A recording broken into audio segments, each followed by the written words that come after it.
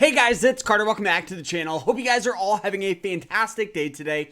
Now in today's video, we are going to be talking about swing trading, the best strategy for growing an account. Pretty much, we're going to be talking about stocks that we're holding, why we're holding them, good strategies. So I hope you guys all enjoy this. If you guys do, hit that like button, subscribe, and if you guys want to learn more about swing trading and trading in the market, check out our school. We have an 8-week swing trading course where I teach people how to find stocks, strategies, the best approach, the emotion side of swing trading. So check that out. And right now with the Hurricane, you guys can get 50% off by using code Hurricane. All the profits we get from this goes straight towards hurricane relief. So check out the course. It's awesome, and you're going to be helping out a cause. So I hope you guys all enjoyed this. If you guys do, hit that like button, subscribe, and guys, everybody in Florida, I just want to say I am sorry. God bless you. And you guys are going to be in my thoughts and in my prayers, because I know it's been a crazy past couple of weeks. And given this new upcoming hurricane, I am very, very nervous, and I do have a lot of family down there. So I just wanted to say that and just talk about it for a brief second. But let's jump into this here. So all right, so with swing trading here, what is the first thing you guys look at? Everybody loves to talk about, finding Palantir, buying Palantir and Nvidia, all these stocks. For me and my approach here, I keep everything as simple as I can. So,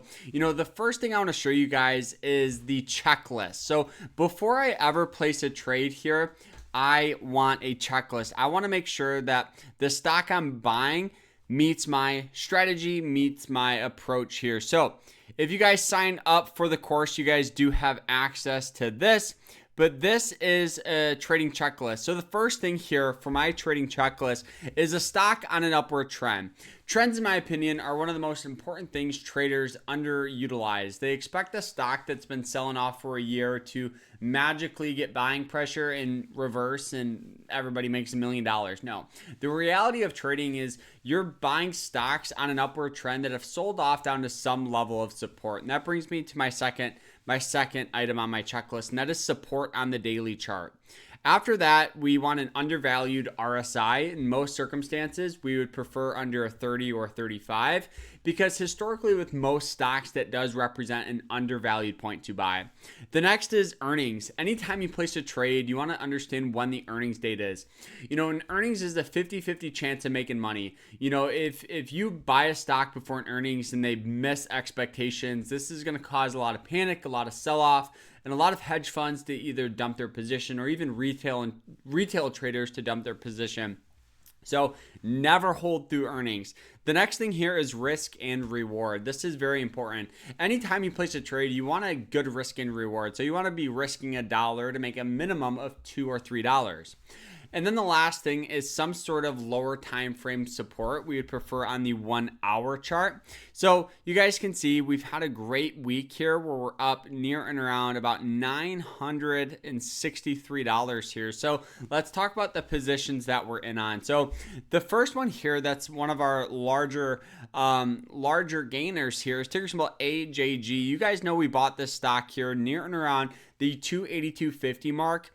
And let's talk about why. So let's break down that checklist here again. So a stock on an upward trend, which this is exactly what the stock has, sold off down to some level of support, number 2. So support could be a variety of things. It could be a certain price, could be a certain indicator. In this circumstance here, we use that 90-day moving average line.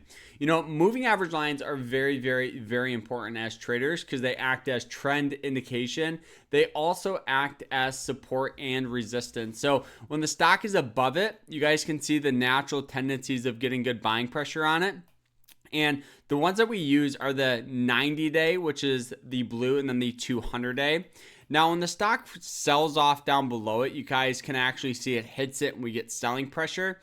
So you want to make sure that you're buying the stock when it's above the moving average line. So let's move on to my second thing. So the next thing here is RSI. The RSI here down here was trading near and around about a 30 on the RSI, 29.30, which, like I said, we prefer anything under a 35. So that checks off that box. The next thing here is understanding the earnings. So I use Moomoo. This is the broker I use. I absolutely love them. And the reason why is because it's a trading broker and they have good charting and scanning. But you guys can see here the earnings release is going to be 10/24. So we have several days, if not several weeks, before the earnings report. So I understand we're in the clear on that.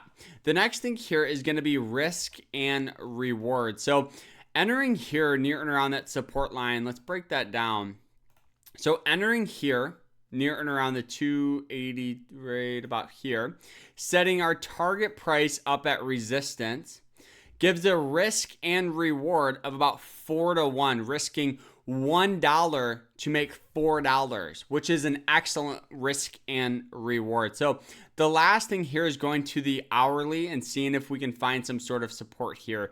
You guys can see it actually formed this channel down wedge, which is it's one of these patterns in breakouts that we look for.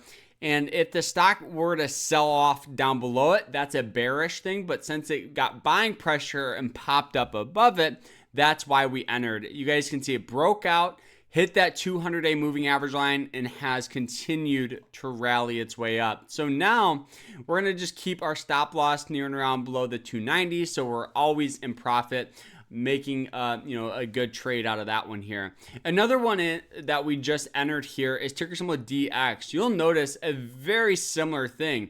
Stock on an upward trend, sold off down to that 90-day moving average line. The thing about this one here, it also had a good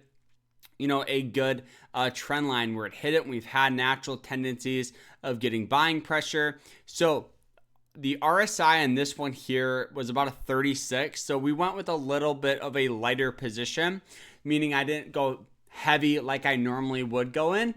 What this does is it helps reduce risk because you're not fully invested into it. Now, looking at the hourly, let's actually get these moving average lines back up.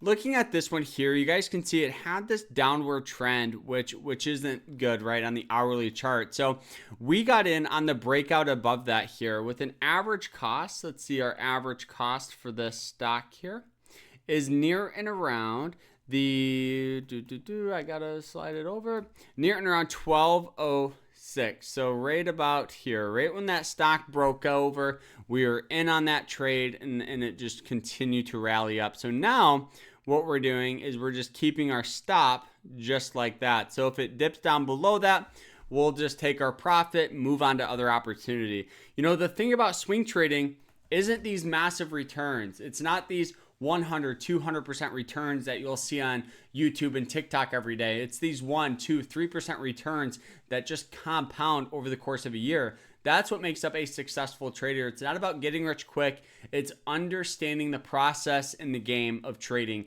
If you're going to go high risk, high reward, you're going to lose money. You're going to burn through an account. But if you take a step back, you focus on building up mental toughness, paper trade, learn as much as you can, and checking out our course. And you guys, don't forget code Hurricane, 50% off, and all the profits go towards hurricane relief. So check that out. But guys, the biggest thing, guys, is just start small. Don't expect anything with trading. It doesn't owe you anything. Continue to learn no matter how long you've been a trader for. I've been trading for over 6 years in the stock market full time, and I consider myself a student to the market because I found the second I knew everything about the market, that's when the market teaches you a lesson. They take something from you.